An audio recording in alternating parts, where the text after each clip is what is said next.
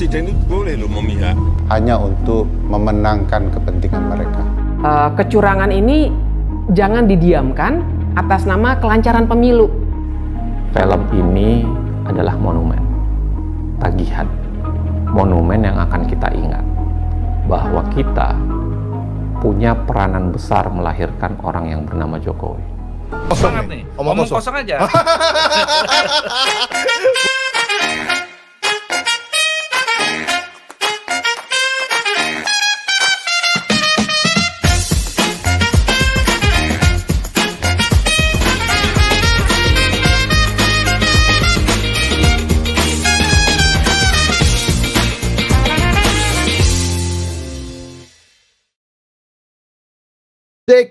Siang ini kita akan ulas tentang Dirty Vote.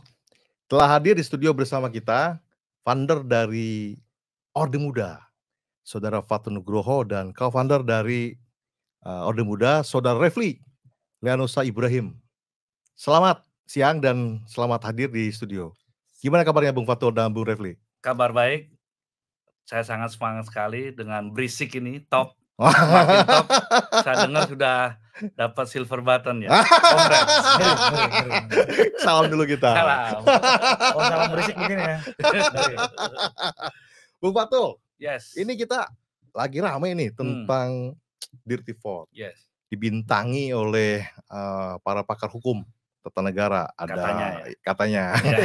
Ada Prof. Uceng, ada Ferry Amsari, ada Dr. Bivitri, ya kan? Mereka mengulas bahwa kecurangan pemilu 2024 telah didesain. Tanggapan Bung Fatul gimana nih? Ya menurut saya ini dirty vote ini lebih kepada dirty omong kosong. Ya. Menurut saya apa yang disampaikan itu adalah hal yang sudah umum dan akhirnya mereka memframing ini menjadi ilusi bahwa seolah-olah ini ada kecurangan. Sebetulnya pemilu 2024 ini berjalan lancar, mulai dari persiapan secara teknis, kemudian juga sampai kepada debat kandidat dan juga pelaksanaan kampanye baik secara tertutup maupun kampanye terbuka. Dan ini semua lancar-lancar saja. Dan menurut saya di masa tenang ini akhirnya mereka bertiga ini memframing seolah-olah terjadi kecurangan. Padahal saya sudah keliling ke seluruh Indonesia. Hari ini saya baru kembali dari Medan, Sumatera Utara. Dari Medan ya? Dari Medan. Baru landing nih? Baru landing. Saya ketemu teman-teman muda, teman-teman mahasiswa, aktivis, yang mereka semangat bahwa pemilu 2024 ini adalah pemilu yang paling demokratis di Indonesia. Paling demokratis. Dan kita yakin bahwa partisipasi pemilih di 2004 ini akan tinggi. Sekitar 80% lebih. 80%. Ya, dan artinya ini menjadi catatan sejarah bahwa partisipasi pemilih akan sangat tinggi dan terutama dari milenial dan juga Gen Z. Jadi omong kosong nih. Omong kosong aja. Bu Refli gimana Bu Refli? Itu menarik tuh. Dirty vote omong kosong. Kalau saya meminjam kata-kata dari founder saya nih, dirty song namanya jadi. Dirty omong kosong. Dirty song. Cuman saya punya istilah lain. Kalau dirty itu kumuh, kotor, saya punya rinso. Rinso dong. Rinso ding dong. Jadi main ding dong kawan-kawan kita ini. Apa sih gitu loh. Ya, tapi nggak apa-apa. Kalau pengen tampil kan harus begitu. Harus begitu ya. Iya. Tapi ini view-nya lumayan loh. Udah sampai hampir 7 juta ini. Ya kan? Yang nonton gitu ya. Dan ini menurut Bung Fatur dan Bung Refli ini apakah ini akan mempengaruhi pilihan dari masyarakat setelah nonton film ini? Ya, kalau saya memandang bahwa pemilih dengan sudah H-3, H-2 ini mereka sudah menetapkan pilihannya. Dan harusnya ini minggu tenang ya? Sudah jauh-jauh hari masa tenang memang. Tapi kalau pengalaman saya di organisasi kita mengadakan munas, ya kan, kemudian pemilihan ketua umum, memang masa tenang itu masa paling tidak tenang. Culik-menculik pemilih itu terjadi. Dan ini sekali lagi sudah kita baca dan sudah kita antisipasi. Oleh karena itu saya bersama teman-teman di Orde Muda itu kita konsolidasi terus dan berdiskusi dengan teman-teman mahasiswa, kemudian teman-teman pelajar yang sudah menjadi early voters, dan kita sudah menelurkan membuat buku ini. Oh, ada buku. Buku. Ya, jadi judulnya bisa dibaca sendiri lah. Iya. Ini karya Bung Fatul ya? Ya, itu karya dari teman-teman, kontributor, kita jadikan satu buku. Dan di sini Pak Erick Thohir sebagai senior kita juga memberikan kata pengantarnya. Oh, kata pengantar dari Erick Thohir. Ya, betul. Desainnya dari siapa yang bikin nih? Desain covernya ini dari Mas Didit Prabowo. Oh, Mas Didit langsung? Ya, betul, langsung. Yang mendesain covernya? Betul. Luar biasa. Berarti ini udah muda kayaknya responnya luar biasa nih ya? Respon dari masyarakat ketika ke daerah bagaimana nih Bung Reflin? Justru itu, ketika kita membangun gerakan Orde Muda ini awalnya adalah soft campaign kan, kita nggak selalu bicara berat kan, nggak berbicara langsung menohok.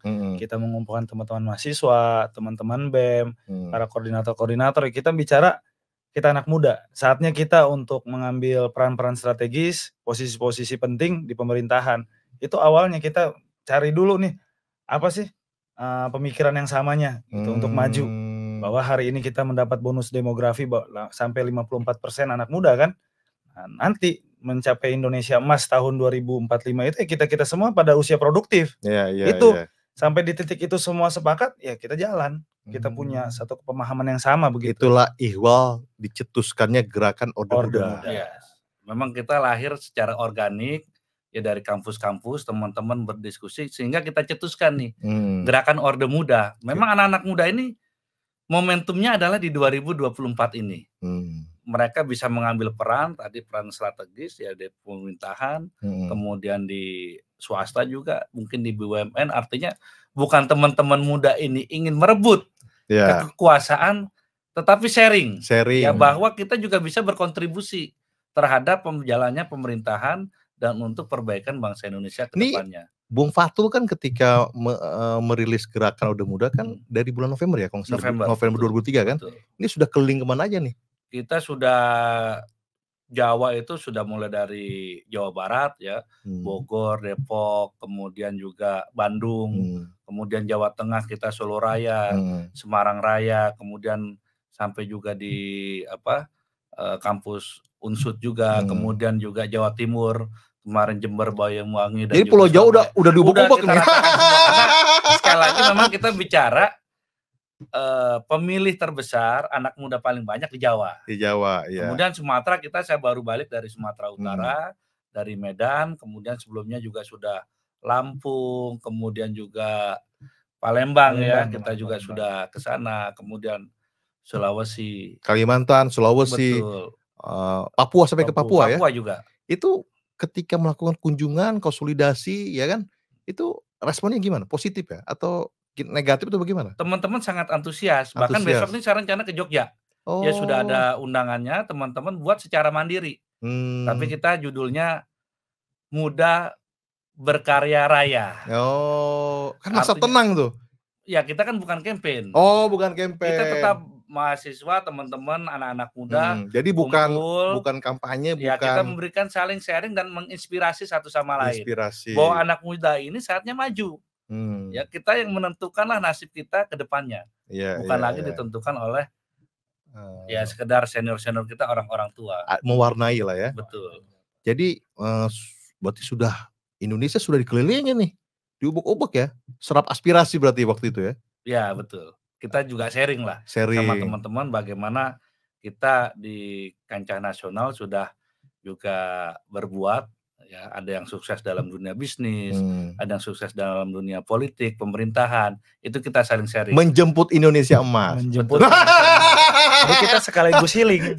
Healing. Jadi niat utamanya healing, kalau kata bahasa-bahasa anak Gen Z sekarang kan, healing, tapi bonusnya kita punya teman banyak. Kan begitu, founder. Betul.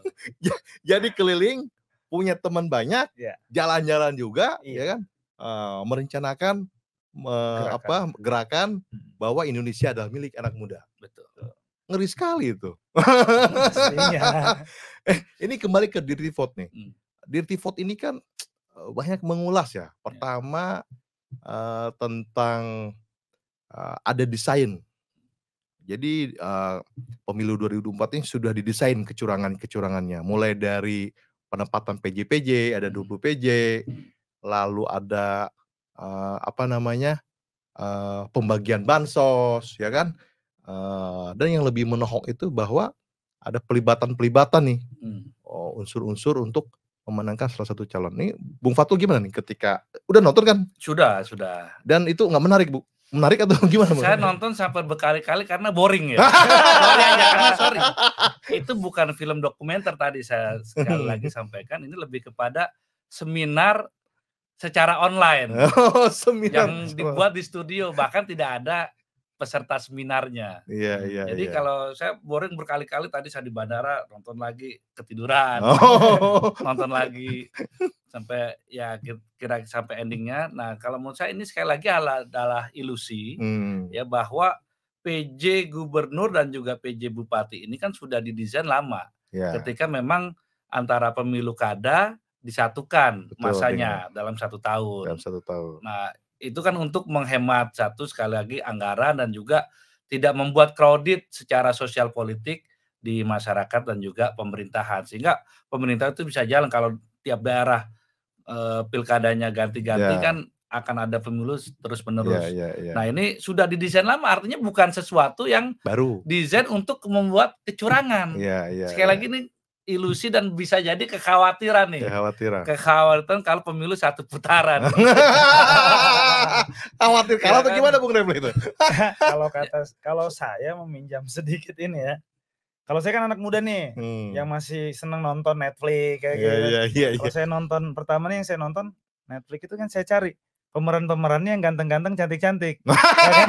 Pas saya buka, belum saya sempat buka, udah banyak kan foto-foto pemerannya. Saya bilang nih receh. Nggak menarik. Ini orang yang lagi mimpi di siang bolong, kaget bangun karena besok ternyata harus sekali putaran begitu kan. Terus dia ngomong ngemeng gitu jualan. Kalau bagi saya itu aja sih. Tapi pakar loh Bung Fatul mereka.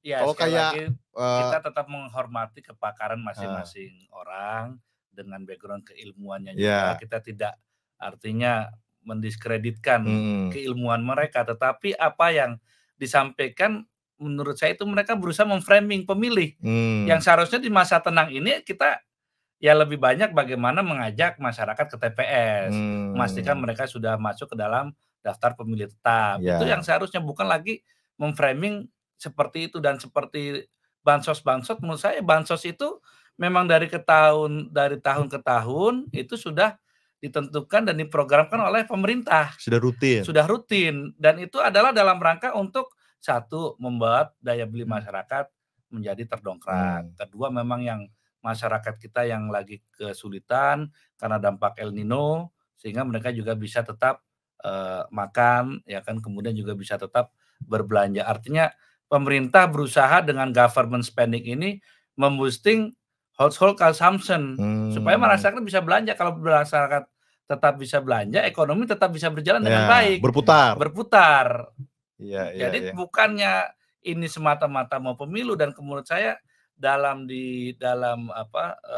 film Dirty Vote itu memframing bahwa seolah-olah dana bansos itu meningkat menjelang pemilu. Dia menyampaikan data di 2020 sampai 2024. Kalau kita lihat 2020 dibanding 2024 secara anggaran lebih tinggi di 2020. Ya kan, kemudian 21, 22, 23 itu flat relatively. Tapi di dalam penyampaiannya terlalu hiperbolis, seolah meroket di tahun 2024. Jadi menurut saya lebay nih. Karena penyampaian lebay di situ berusaha menarik atensi dari viewers. Demikian. Menurut Bung Refli, apakah ini ditayangkan di di media sosial itu apa termasuk bisnis juga nih? Tunggu sebentar.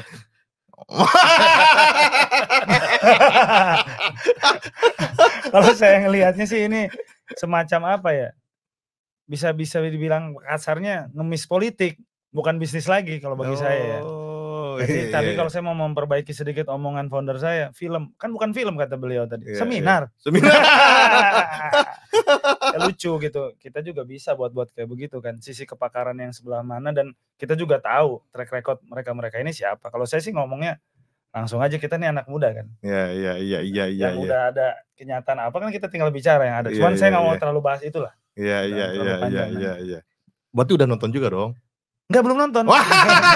Bener-bener saya nggak mau menjadi salah satu viewer di situ. Mendengar dari yang lain aja. Kalau Bung Fatu mungkin nonton karena lagi di pesawat. Iya, kan nggak ada kerjaan boring.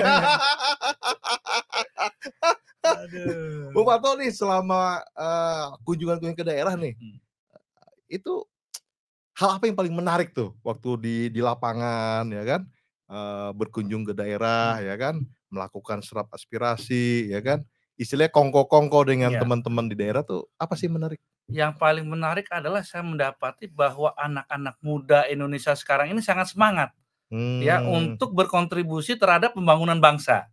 Ya, jadi mereka banyak kegiatan-kegiatan yang kita lakukan di daerah-daerah seperti contohnya di Yogyakarta besok itu adalah mandiri.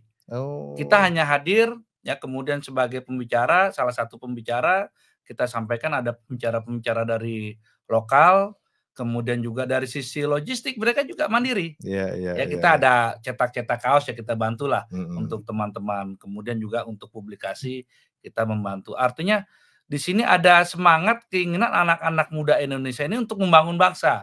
Makanya salah satu slogan kita adalah Orde Muda, Orde Kita Semua, Spirit Muda Membangun Bangsa. Wih, keren banget. Dan mereka sangat antusias. Antusias ya. Dan mereka banyak yang kontak kita untuk, Bang, adakan di sini, adakan di kota ini.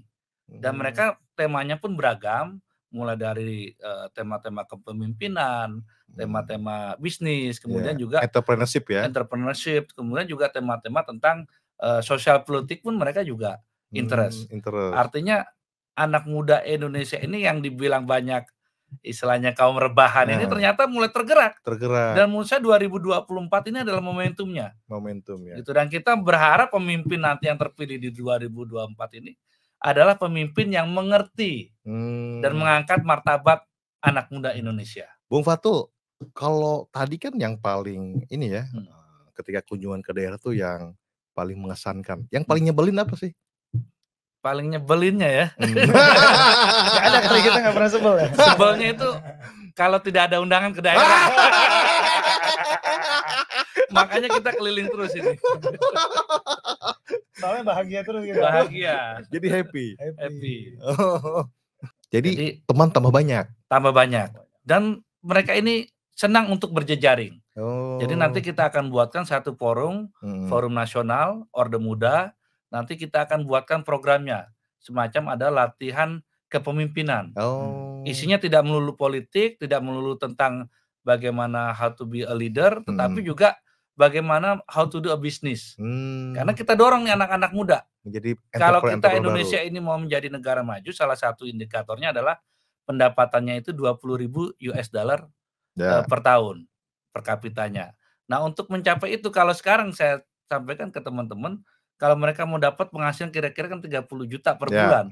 Jadi PNS, jadi TNI Polri tidak bisa. Nggak bisa. Bahkan masuk BUMN entry paling besar mungkin 10 juta. Nah, untuk jadi 30 juta teman-teman harus jadi entrepreneur.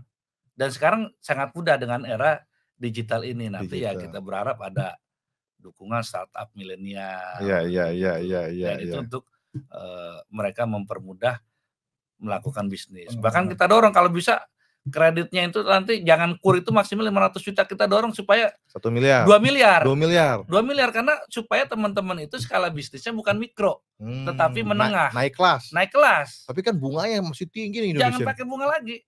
Tanpa bunga. Tetapi dikurasi mulai dari proposal mereka, feasibility study-nya dikurasi dan juga dibimbing. Menarik ya. Sehingga ini seperti di Korea Selatan. Iya. Ya, ada Bank of the Youth ya. Banknya untuk anak-anak muda. Dibantu mulai dari pre-FS sampai mereka bisa membuat bisnis yang memulai. Dan itulah yang membuat Korea Selatan sekarang menjadi negara maju. Pantesan baik yang ini ya, ikut acaranya. Jelas kan? Jelas. Bukan omong kosong. Dan organik. Dari teman-teman sendiri. Dari kita untuk kita anak muda. Dari kita untuk kita anak muda. Berisik.